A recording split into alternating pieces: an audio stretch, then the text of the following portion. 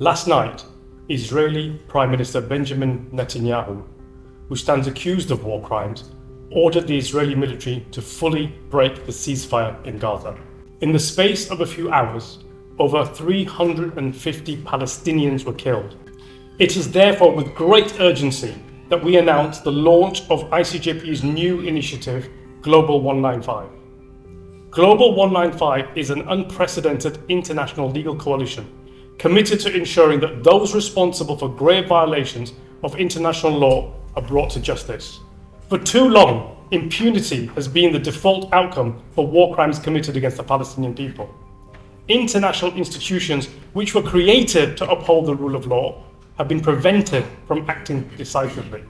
Their officers and their families have been personally threatened by the USA. We are creating legal groups ready to take action in country after country until we have a team ready to act in every state across the globe. We are prepared to take direct legal action without involving the police at all against British citizens who have joined the IDF or who are otherwise implicated in war crimes in Gaza and the West Bank. We will announce within weeks our first private prosecution in a UK court, work that will be replicated across the world.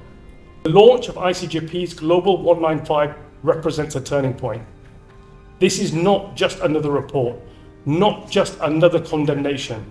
This is the activation of legal processes that will have real consequences for those that have committed war crimes, and they must know they are no longer beyond reach. Israeli suspected war criminals can no longer consider any location outside of Israel to be a safe space for them. We call on governments, legal professionals, and human rights defenders worldwide to join this effort. So you mentioned in your address that suspected Israeli war criminals hopefully won't be able to leave Israel without fearing prosecution. Could you just expand on this a little bit, please? Well, at the moment, Israel and the Israeli IDF have been committing war crimes in the occupied territories for decades. And in terms of accountability, there has been zero accountability from any country anywhere in the world. The closest I suppose we got was in 2009 when we obtained the arrest warrant for Zipilivni.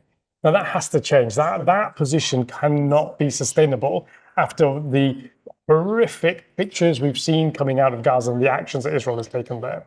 Now, it's you see on social media these IDF soldiers that are in various different places and people come up to them and harass them. Well, I don't really like that. What I'd much rather happen is that somebody pulls out an arrest warrant, puts it on the table in front of them and says, we'll see you in court. And that's an appropriate legal approach to deal with these individuals. Now, what we're hoping to do by creating our network is I'll make this very clear, for soldiers and their military commanders and the political personnel that are suspected of war crimes, and it's that phrase I'll come back to in a minute, that suspected of war crimes, there shouldn't be a safe place for them anywhere in the world where they can go without having the fear of prosecution. And why do I say suspected of war crimes? Because Israel would support this action, if you think about it. If Israel claims that it hasn't committed any war crimes, then why would it object to soldiers that are renegade, soldiers that have acted outside the apparent rule infrastructure, going abroad and being prosecuted for war crimes?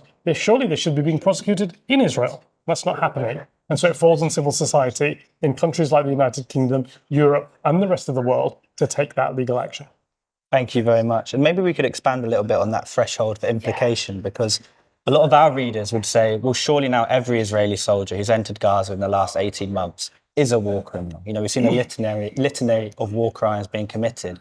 What is that threshold, and how do we prove this? Well, for us, we use the framework of international humanitarian law, but it's often a mistake that people make. Now, a law enforcement agency, the police, Scotland Yard, have it within their ability as a state agency to arrest an individual, interview, seize computers, interrogate them, and find evidence of criminal acts within that framework. We don't have that ability. So what we have to rely on is information that's openly available, and there's a lot of that.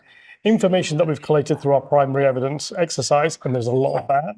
And then, really interestingly, information that's sent to us and given to us, sometimes by Israelis themselves, and also by people wider afield. And it's that information that we put together. So we don't consider somebody a suspected war criminal just because they're Israeli, just because they're part of the IDF. That doesn't work for us. It may well be true, particularly if the allegation becomes one of genocide, and the entire military infrastructure is engaged in that. But we're looking at individual criminal acts by individual suspects and prosecuting those for the time being. Great.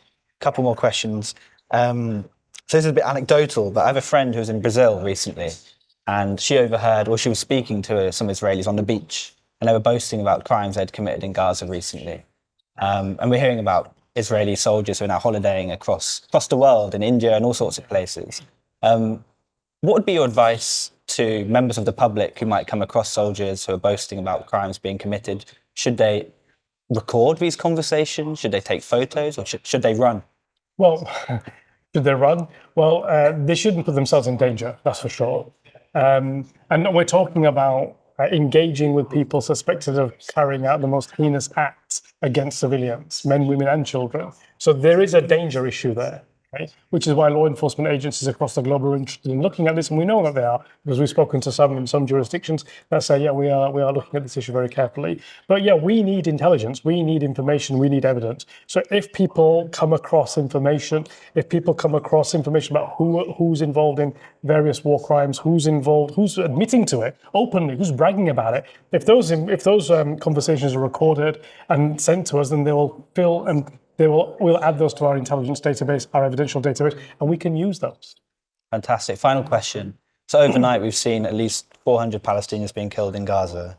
What would be your message to Israeli soldiers who have been involved in these war crimes committed overnight? Well, I was at a meeting yesterday, and at that meeting yesterday, somebody who has specific knowledge about this said there is a significant number of IDF soldiers that are not turning up to duty because of what they're being asked to do, because of what they're engaged in.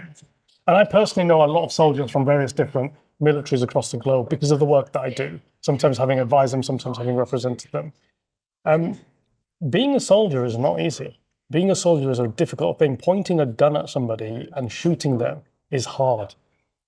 Pointing a gun or firing a missile at somebody that you know is not a criminal, you know is not a combatant, is even harder. Now, you might not think that in that moment in time, but I promise that soldier that will haunt them for the rest of their lives. When they're alone in their rooms, when they're walking on the beach, when they're talking to their children, that's the memory that will be in their minds. And I'd ask that soldier to think about that very carefully. Is that the father they want to be? Is that the mother they want to be? Is that the cousin they want to be? That's not defending Israel. That's not defending the Jewish people in Israel. That's not doing that. That's just cold murder. That's just cold war crimes. They should think about that very carefully before they answer the call of what they consider might be their duty. Thank you very much. Thank you.